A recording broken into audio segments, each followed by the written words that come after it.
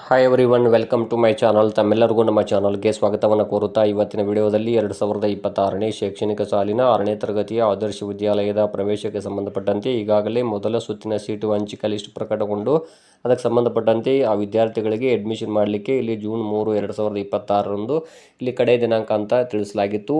ಹಾಗೂ ಇಲ್ಲಿ ನಾನು ಕೂಡ ಪ್ರತಿನಿತ್ಯ ಎಷ್ಟು ವಿದ್ಯಾರ್ಥಿಗಳು ಅಡ್ಮಿಷನ್ ಆಗಿದ್ದಾರೆ ಅನ್ನುವಂತಹ ಮಾಹಿತಿಯನ್ನು ಕೂಡ ತಮ್ಮೊಂದಿಗೆ ಶೇರ್ ಮಾಡ್ಕೊಳ್ತಾ ಇದ್ದೆ.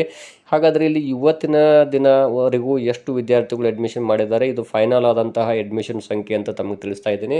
ತಾವುಗಳು ಕೂಡ ನೋಡ್ತಾ ಹೋಗ್ಬೋದು ಇವತ್ತಿನ ವಿಡಿಯೋ ಮೂಲಕ ಎಷ್ಟು ವಿದ್ಯಾರ್ಥಿಗಳು ಅಡ್ಮಿಷನ್ ಮಾಡಿದ್ದಾರೆ ಅನ್ನುವಂತಹ ಮಾಹಿತಿಯನ್ನು. ಇಲ್ಲಿ ಮೊದಲ ಸುತ್ತಿನಲ್ಲಿ ಆಯ್ಕೆಯಾದಂಥ ವಿದ್ಯಾರ್ಥಿಗಳು ಬಹಳಷ್ಟು ವಿದ್ಯಾರ್ಥಿಗಳು ಅಡ್ಮಿಷನ್ ಮಾಡಿಲ್ಲ ಎನ್ನುವಂತಹ ಒಂದು ಮಾಹಿತಿ ಈ ವಿಡಿಯೋ ಮೂಲಕ ತಾವು ಗಮನಿಸಬಹುದು. ಯಾಕಂದರೆ ಒಟ್ಟು 74 ಆದರ್ಶ ವಿದ್ಯಾಲಯಗಳಲ್ಲಿರುವಂತಹ ಒಟ್ಟು ಸೀಟುಗಳ ಸಂಖ್ಯೆಯನ್ನು ನೋಡ್ತಾ ಹೋಗಿ ಇಲ್ಲಿ 8,880 ಸೀಟುಗಳಿವೆ. ಹಾಗಾದರೆ ಇಲ್ಲಿ ಈ ಸೀಟುಗಳ ಸಂಖ್ಯೆಯನ್ನು ಲೆಕ್ಕ ಹಾಕಿದಾಗ ಇಲ್ಲಿ ಬಹಳಷ್ಟು ವಿದ್ಯಾರ್ಥಿಗಳು ಅಡ್ಮಿಷನ್ ಮಾಡಿಲ್ಲ. ದಾಖಲಾತಿ ಸಂಖ್ಯೆಯನ್ನು ನೋಡ್ತಾ ಹೋಗಿ 4,277 ವಿದ್ಯಾರ್ಥಿಗಳು ಇಡೀ ಸ್ಟೇಟಲ್ಲಿ ಅಡ್ಮಿಷನ್ ಮಾಡಿದ್ದಾರೆ. ಇಲ್ಲಿ ತಮ್ಮ ಜಿಲ್ಲೆ ಹಾಗೂ ತಾಲೂಕನ್ನು ನೋಡ್ತಾ ಹೋಗಿ ಒಟ್ಟು 120 ಸೀಟುಗಳಲ್ಲಿ ಎಷ್ಟು ವಿದ್ಯಾರ್ಥಿಗಳು ಇಲ್ಲಿ ಅಡ್ಮಿಷನ್ ಮಾಡಿದ್ದಾರೆ ಅಂತ ತಾವುಗಳು ಕೂಡ ಚೆಕ್ ಮಾಡ್ಕೊಳ್ಳಿ. ಇಲ್ಲಿ ಒಂದೊಂದು ನಾವು ಆದರ್ಶ ವಿದ್ಯಾಲಯದಲ್ಲಿ ನೋಡ್ತಾ ಹೋದರೂ ಕೂಡ ಇಲ್ಲಿ 100 ಸಂಖ್ಯೆ ಯಾವುದೇ ಒಂದು ಶಾಲೆಯಲ್ಲೂ ಕೂಡ ಅಡ್ಮಿಷನ್ ಆಗಿಲ್ಲ ಅಂತ ಹೇಳ್ಬೋದು. ಅದಕ್ಕಿಂತ ಕಡಿಮೆನೇ ಅಡ್ಮಿಷನ್ ಆಗಿದೆ. ಇನ್ನು ಕೆಲವು ಶಾಲೆಗಳಂತೂ ಬಹಳಷ್ಟು ಕಡಿಮೆ ಆದಂಥ ಅಡ್ಮಿಷನ್ ಆಗಿದೆ. ಇಲ್ಲಿ ಫಸ್ಟ್ ರೌಂಡಲ್ಲಿ ಆಯ್ಕೆ ಆಗಿಲ್ಲ ಅನ್ನೋರಿಗೆ ಇದೊಂದು ಒಳ್ಳೆಯ ಅವಕಾಶ ಅಂತ ಹೇಳ್ಬೋದು. ಸೆಕೆಂಡ್ ರೌಂಡ್ಗೆ ತಮ್ಮನ್ನು ಮತ್ತೆ ಪರಿಗಣಿಸ್ತಾರೆ. ಹಾಗಾದರೆ ಎರಡನೇ ಸುತ್ತಿನಲ್ಲಿ ಎಷ್ಟು ಅಂಕಗಳನ್ನು ಪಡೆದವರು ಆಯ್ಕೆ ಆಗ್ತಾರೆ ಸೆಕೆಂಡ್ ರೌಂಡಿಗೆ ಅಂತ ನೋಡ್ತಾ ಹೋದರೆ ಇಲ್ಲಿ ಮೊದಲನೇ ಸುತ್ತಿನ ಕಟ್ ಆಫ್ ಮಾರ್ಕ್ಸ್ಗಳನ್ನು ತಾವುಗಳು ಕೂಡ ನೋಡಿರ್ತೀರಿ. ಎಷ್ಟು ಅಂಕಗಳಿಗೆ ಇಲ್ಲಿ ಮೊದಲನೇ ಸುತ್ತಿನಲ್ಲಿ ಆಯ್ಕೆಯಾಗಿದ್ದಾರೆ ವಿದ್ಯಾರ್ಥಿಗಳು, ಎಷ್ಟು ಅಂಕಗಳನ್ನು ಪಡೆದವರು ಅಂತ. ಹಾಗಾದರೆ ತಮ್ಮದು ಇಲ್ಲಿ ಅಂಕಗಳು ಇಲ್ಲಿ ಕನಿಷ್ಠ ಇಲ್ಲಿ 2ರಿಂದ 5 ಅಂಕಗಳವರೆಗೆ ಇಲ್ಲಿ ಆಪ್ಷನ್ಸ್ಗಳದಾವು. ತಮಗೆ ಅವಕಾಶ ಇದ್ದೇ ಇರುತ್ತದೆ. ಅಂದರೆ ಇಲ್ಲಿ ಉದಾಹರಣೆಗಾಗಿ 80 ಅಂಕ ಪಡೆದವರು ಆಯ್ಕೆ ಆಗಿದ್ರು ಅಂದರೆ ಸೆಕೆಂಡ್ ಲಿಸ್ಟಲ್ಲಿ 75 ಅಂಕಗಳವರೆಗೆ ಪಡೆದಂಥವರು ಆಯ್ಕೆಯಾಗಬಹುದು. ಆ ರೀತಿಯಾದಂಥ ಆಪ್ಷನ್ಸ್ಗಳು ಇಲ್ಲಿ ತಮಗೆ ಸಿಗುವ ಚಾನ್ಸಸ್ಸು ಇರುತ್ತದೆ.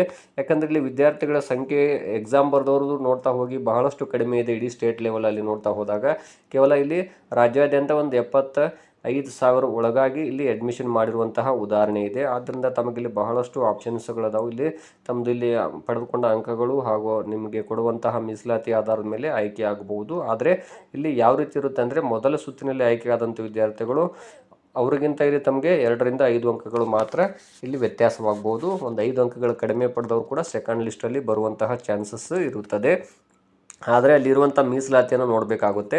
ಯಾವ ಸೀಟಿನ ಅಂದರೆ ಯಾವ ಒಂದು ಮೀಸಲಾತಿಗೆ ಆ ಸೀಟು ಲಭ್ಯ ಇದೆ ಅದರ ಮೇಲೆ ನಾವು ತಿಳಿಸಬೇಕಾಗುತ್ತೆ. ಇಲ್ಲಿ ಸೀಟುಗಳು ಲಭ್ಯ ಇದ್ದಾವೆ, ಆದರೆ ಯಾವ ಕಾಸ್ಟ್ ವಿದ್ಯಾರ್ಥಿಗಳಿಗೆ ಅದು ಮೀಸಲಾತಿ ಇದೆ ಅಥವಾ GM ಅವ್ರಿಗಿದೆನಾ ಅಥವಾ ಮಹಿಳಾ ಅಭ್ಯರ್ಥಿನ ಅಂತ ನೋಡಬೇಕಾಗುತ್ತೆ. ಹಾಗಾಗಿ ಸೆಕೆಂಡ್ ಲಿಸ್ಟ್ ಕಟ್ ಆಫ್ ಮಾರ್ಕ್ಸ್ಗಳು ಬಿಡುತ್ತಾರಲ್ಲ ಅವಾಗ ಅದು ಸಂಪೂರ್ಣವಾದಂತಹ ಮಾಹಿತಿ ನಮಗೆ ಗೊತ್ತಾಗುತ್ತದೆ.